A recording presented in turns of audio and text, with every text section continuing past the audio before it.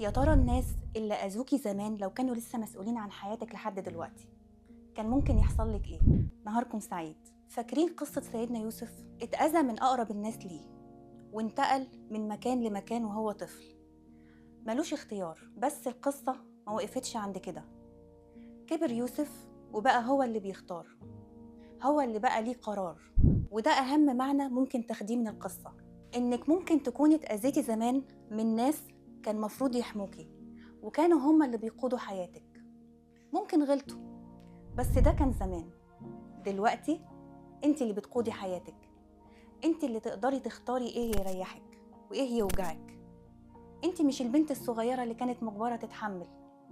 انت دلوقتي قادرة تبعدي وتقولي لأ وتحمي نفسك، والأهم انت في أمان دلوقتي. فكل ما الخوف يرجع قولي لنفسك بهدوء: زمان كانوا هما اللي بيقودوا حياتي، ممكن غلطوا، لكن دلوقتي أنا اللي بقود حياتي، وأنا اللي قادرة أسعد نفسي وأعمل اللي يريحني.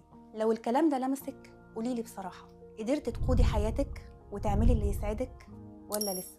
يا ترى الناس اللي أذوكي زمان لو كانوا لسه مسؤولين عن حياتك لحد دلوقتي كان ممكن يحصل لك إيه؟ نهاركم سعيد.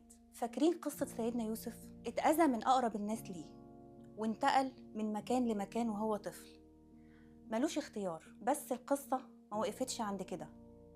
كبر يوسف وبقى هو اللي بيختار، هو اللي بقى ليه قرار.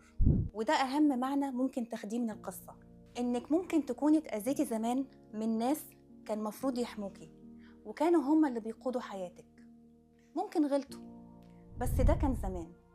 دلوقتي انت اللي بتقودي حياتك، انت اللي تقدري تختاري ايه يريحك وايه يوجعك. انت مش البنت الصغيرة اللي كانت مجبرة تتحمل. انت دلوقتي قادرة تبعدي وتقولي لأ وتحمي نفسك، والأهم انت في أمان دلوقتي. فكل ما الخوف يرجع قولي لنفسك بهدوء: زمان كانوا هما اللي بيقودوا حياتي، ممكن غلطوا، لكن دلوقتي أنا اللي بقود حياتي، وأنا اللي قادرة أسعد نفسي وأعمل اللي يريحني.